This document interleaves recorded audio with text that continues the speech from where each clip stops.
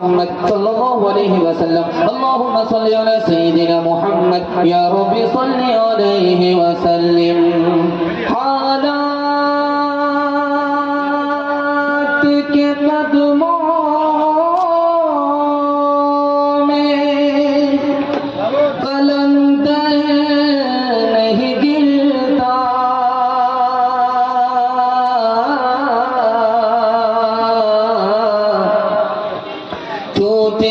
جو ستارے تو زمین پہ نہیں گرتا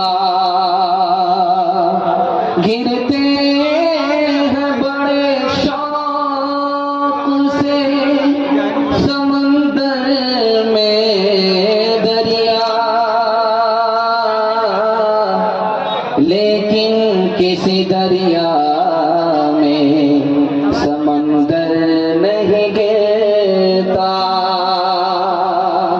جو دہکتی آگ کے شعلوں پہ سویا باہوں سے جو جواب بیٹے کی میت پہ نہ رویا باہوں سے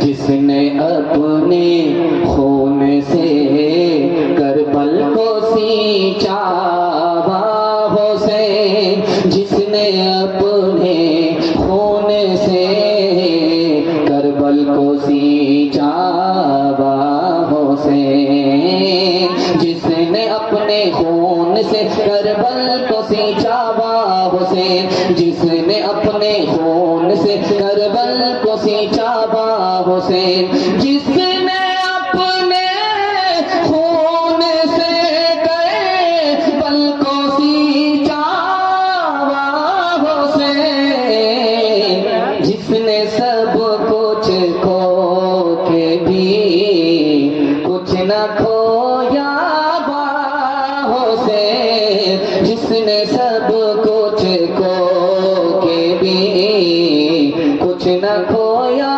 باہوں سے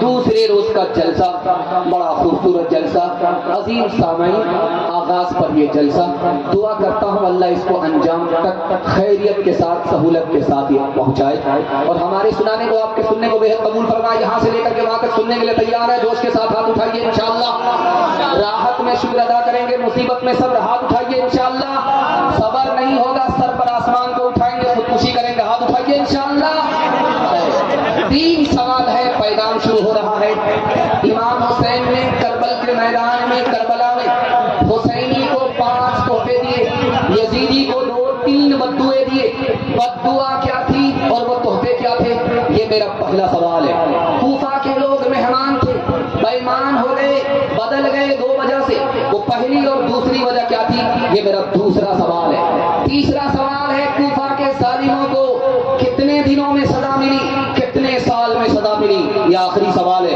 سو کر کے سنیں گے ہاتھ اٹھا دیجئے انشاءاللہ خیر ماشاءاللہ اس بریک مار کر کے آپ نے ثابت کیا ہے کہ آپ پنڈال میں ہیں اللہ آپ کے سننے کو اور ہمارے سنانے کو بے حد قبول فرمائے بہت خوبصورت جلسہ چمکتی ہوئی پیشانی دل سے دعا کرتا ہوں اللہ آپ کے مقدر کو چمکائے 3 سوال ہیں ہمارے پہلا سوال تھا امام حسین نے حسینیوں کو 5 تحفے دیے صبر دیا ماتم نے قرآن دیا مرثیہ نے روزہ دیا شربت نہیں ادا نماز دی قضا نہیں سر کٹا دیا سر نہیں جھکایا آخری تحفہ دیا یزیدیوں کو 3 بددعا دی پہلی بددعا تھی تم نے مجھے مدینے سے محروم کیا اللہ تمہیں مدینے سے محروم کرے تم نے مجھے مسجد سے روکا اللہ تمہیں مسجد سے دور رکھے تم نے مجھے قرآن سے محروم کیا اللہ تمہیں قرآن سے محروم کرے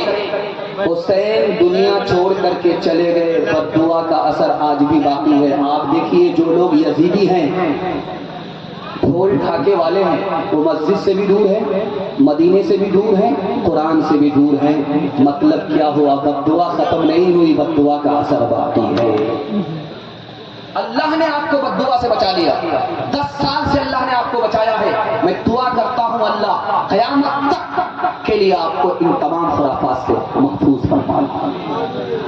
آخری سوال تھا، دوسرا سوال تھا کہ کوفہ کے لوگ بدل گئے، بلانے والے میزبان سے بدل گئے دو وجہ سے۔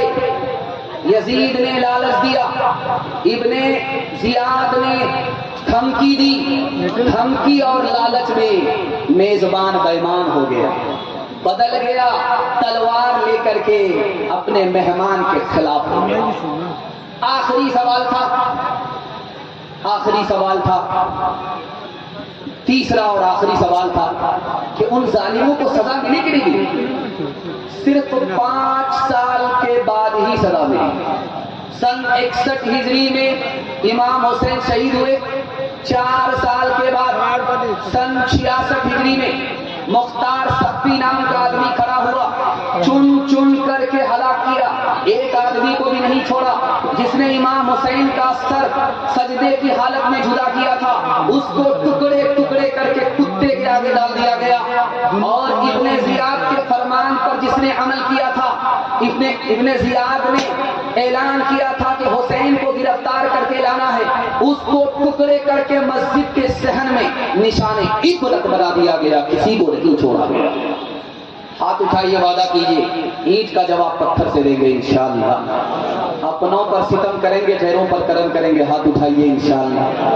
ویرانیوں کے بیج ہے ظلم و ستم کے کام، اولاد ظلم و جور ہے بربادیاں تمام، مظلوم کا جہان میں رہتا ہے زندہ نام، مالک جہاں کا لیتا ہے ظالم سے انتقام، دنیا میں ظلم و جور کا ملتا ہے سب کو پھل، قانون ہے جہان میں مکافات کا ڈل، قانون ہے جہان میں مکافات کا ڈل۔ پہلا پیغام، جو بھی حقدار ہوتا ہے وہ دنیا میں حق سے محروم ہوا کرتا ہے۔ اس کی زندہ مثال آپ کے ہاتھ میں انگوٹھی ہے تو وہ دائیں ہاتھ میں کم ہوگی، بائیں ہاتھ میں ہوگی۔ بایاں ہاتھ بڑھ کر کے ہے یا دایاں ہاتھ ہے؟ آپ بولیں گے بائیں ہاتھ سے بڑھ کر کے دایاں ہاتھ ہے، لیکن انگوٹھی چیک کیجئے جلسے کے لوگوں کو، جلسے کے لوگوں کی انگوٹھی چیک کیجئے تو نظر آئے گا کہ دائیں ہاتھ میں انگوٹھی کم ہے، بائیں ہاتھ میں ہے۔ جس طرح دایاں ہاتھ انگوٹھی سے محروم، حقدار اسی طرح اس دنیا میں محروم ہوا کرتا ہے۔ حضرت امام حسین دعا دیتے تھے، دعا قبول ہو جاتی ہے، بد دعا کرتے تھے، بد دعا قبول ہو جاتی ہے، لیکن تلوار اٹھائی، کربلا کے میدان میں کوئی اثر نہیں ہوا۔ صحیح ابن حبان میں لکھا ہے تلوار نے اثر کیوں نہیں کیا؟ اس کی وجہ تھی اگر یزید کو شکست دیتے، حکومت ملتی، کرسی ملتی، نانا نے اپنے لیے حکومت پسند نہیں کیا، ناتی کے لیے حکومت پسند نہیں کیا، اس لیے حکومت سے بڑھ کر کے جو چیز شہادت تھی وہ ملی، حکومت نہیں ملی، شہید ہو گئے، شکست نہیں دی۔ آج کوئی خواب دیکھے یہ کب پورا ہوتا ہے؟ لکھا 50 سال میں لگ جاتا ہے۔ ایک خواب کو پورا ہونے میں 50 سال لگتا ہے۔ نبی نے خواب دیکھا مدینے میں کہ میرے ناتی کو سیاہ سفید رنگ کا کتا خون میں لت پت کر دے گا۔ یہ خواب مدینے میں دیکھا اور یہ پورا کب ہوا؟ سن 61 ہجری میں۔ 50 سال لگ گئے۔ سجدے کی حالت میں سر کو تن سے جس نے جدا کیا اس کا نام شمر تھا، وہ کالے رنگ کا آدمی تھا، منہ پر سفید داغ تھا۔ خواب کے مطابق یہی سیاہ سفید رنگ کا کتا سالم تھا۔ ہم حضرت عیسیٰ علیہ السلام کو کیا مانتے ہیں؟ اللہ کا بندہ، لیکن عیسائی کیا مانتے ہیں؟ اللہ کا بیٹا۔ تو جب اللہ کا بیٹا مانتے ہیں تو خدا کون ہوا؟ حضرت عیسیٰ کا باپ ہوا۔ اور یہ مشہور ہے حضرت عیسیٰ کو سولی پر چڑھا دیا گیا، لیکن قرآن نے کہا نہیں وہ خدا کا بندہ ہے۔ وہ خدا کے بندے ہیں، ان کو سولی پر چڑھایا نہیں کہ اللہ نے اٹھا لیا۔ ایک پادری آ کر کے نقطہ چینی کرنے لگا شاہ عبد العزیز رحمت اللہ علیہ کی خدمت میں کہ نبی نانا ہو کر کے ناتی کو بچا نہیں سکے۔ کیسے نبی تھے، کیسے نانا تھے؟ نانا نبی ہو کر کے ناتی کو نہیں بچا سکے۔ دعا کیجئے شاہ عبد العزیز رحمت اللہ علیہ کے لیے، اللہ ان کی قبر کو نور سے بھر۔ انہوں نے اتنا پیارا جواب دیا کہ پادری چارچت ہوا۔ اس نے کہا کہ نانا نبی ہو کر کے نہیں بچا سکے ناتی کو، اور خدا حضرت عیسیٰ کے باپ ہو کر کے عیسیٰ کو نہیں بچا سکے۔ لباس ہے پھٹا ہوا غبار میں اٹا ہوا، تمام جسم نازن شدا ہوا کٹا ہوا۔ لباس ہے پھٹا ہوا غبار میں اٹا ہوا، تمام جسم نازن شدا ہوا کٹا ہوا۔ یہ کون ذی وقار ہے، بلا کا شہ سوار ہے، کہ ہے ہزار قاتلوں کے سامنے ڈٹا ہوا۔ یہ بالیقین حسین ہے، نبی کا نور عین ہے، یہ مرد حق پرست ہے، میں رضا سے مست ہے، جس کے سامنے کوئی بلند ہے نہ پست ہے، بلند ہے نہ پست ہے۔ ادھر ہزار گھات ہے مگر عجیب بات ہے کہ ایک سے ہزار کا حوصلہ شکست ہے۔ یہ بالیقین حسین ہے، نبی کا نور عین ہے۔ پہلا پیغام ختم ہوا، کھاتا انشاءاللہ اچھا کھلا ہے، خاتمہ بھی اچھا ہوگا۔ آپ لوگ سننے کے لیے تیار ہیں؟ عمل مرنے کے بعد کریں گے، ہاتھ اٹھائیے انشاءاللہ۔ ہم آپ کو رانچی پہنچا دیں گے، دھیان سے سنیے گا، تیزی کے ساتھ نکل جائے گا۔ دوسرا پیغام آپ کی خدمت میں آ رہا ہے۔ کوفہ کے لوگ کتنے مقدار ہوا کرتے تھے دکھانے کے لیے جا رہا ہوں۔ امام حسن نے اپنے بھائی امام حسین سے کہا مدینے کو مت چھوڑنا، کوفہ والا بلائے، کوفہ والے بلائے، مدینے کو چھوڑنا نہیں۔ اگر کوفہ والے کے بلانے پر مدینہ چھوڑو گے اور کوفہ پہنچ گئے تو یہ کوفہ کے بے وقوف تم کو ذلیل و خوار کر دیں گے۔ جب امام حسین کربلا میں آئے تو دیکھا بلانے والے کے ہاتھ میں تلوار، تو بولا یہ تمہارا خط ہے، تم نے بلایا، آج تم میری صف میں نہیں ہو، یزید کی صف میں ہو، کیسے میزبان ہو، کیسی میزبانی کر رہے ہو؟ پورا قافلہ اجڑ گیا ہے، صرف ایک بیمار بچہ بچا ہوا ہے، عورتوں کے سوا صرف ایک بیمار بچہ بچا ہوا ہے۔ لوگ پیچھے سے رو رہے ہیں، چلا رہے ہیں، مگرمچھ کے آنسو بہا رہے ہیں۔ وہ بیمار بچہ بولتا ہے تم نے ہمارے قافلے کو قتل کیا ہے، تم رو کر کے مگرمچھ کے آنسو بہا کر کے اپنے جرم کو چھپانا چاہتے ہو۔ آخری مثال ہے، پیغام ختم کر رہا ہوں۔ مطلب کے لیے دوستی کریں گے، مطلب کے لیے دشمنی کریں گے، ہاتھ اٹھائیے انشاءاللہ۔ خیر مارتے جائیے، ہم کو جنازہ پڑھانے میں بھی دیر نہیں۔ اس بریک مار کر کے ہماری طرف توجہ کیجیے۔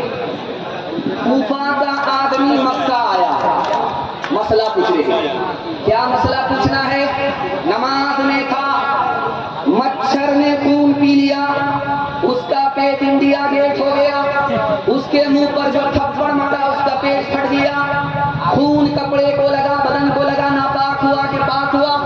نماز ہوئی کہ نہیں ہوئی؟ حضرت ابن عمر رضی اللہ عنہ نے کہا لو دیکھو ان مکاروں، کوفہ کے لوگ کوفہ سے چل کر مکہ آئے، مسئلہ کیا پوچھ رہے؟ مچھر کے خون کے بارے میں کہ پاک ہے کہ ناپاک ہے۔ ان مکاروں نے نواسہ رسول